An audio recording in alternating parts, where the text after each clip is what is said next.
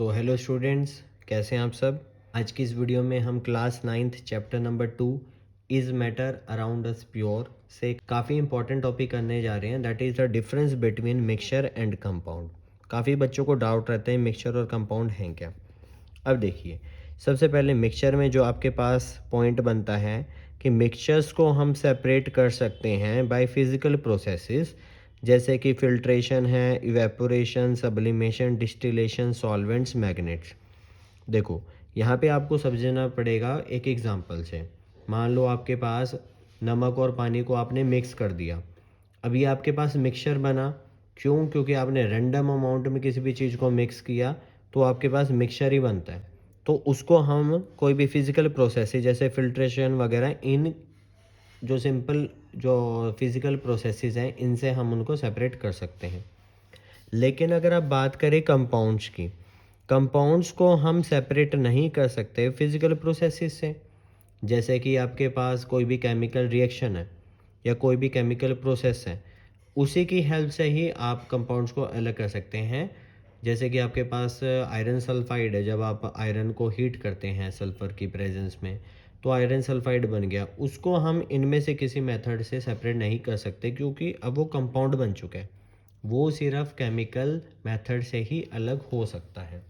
इसके बाद जो नेक्स्ट पॉइंट बनता है कि जो मिक्सचर है, it shows the property of the constituent. जैसे कि आपने नमक पानी में मिलाया तो जो नमक सॉल्टी नेचर का है, तो जो वाटर सॉल्यूशन जो बना है वो भी क्या होगा, सॉल्टी नेचर का। लेकिन यहाँ पे कंपाउंड्स जो कि एलिमेंट से मिलके बने हैं, वो एक नई नेचर शो करते हैं। जैसे आयरन अलग नेचर शो करता है, सल्फ़र अलग नेचर शो करता है, लेकिन इनसे मिलके जो आयरन सल्फाइड बना है उसकी नेचर बिल्कुल अलग है इनसे। इस वजह से कहते हैं कि जो कंपाउंड होते हैं वो अपने कॉन्स्टिट्यूएंट यानी जिससे मिलके वो बने हैं उनकी तरह अपनी नेचर शो नहीं करते, वो उनसे अलग शो करेंगे। एनर्जीज, हीट, लाइट, ठीक है ना, इज यूजुअली नाइदर गिवन और nor absorb in the preparation of the mixture. ना ही हीट देनी पड़ती है यहाँ पे, ना ही हीट एब्जॉर्ब होती है। लेकिन energy in the form of heat और लाइट यहाँ पे आपको देनी भी पड़ेगी, वो एब्जॉर्ब भी हो सकती है और टेकन आउट भी हो सकते हैं, मतलब वो रिलीज भी हो सकती है।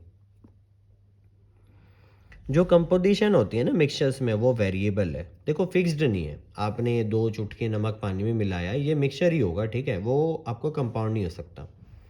इसका कोई स्पेसिफिक फॉर्मूला भी नहीं होता है, जैसे कि केमिकल फॉर्मूला होता है HCl, CuSO4।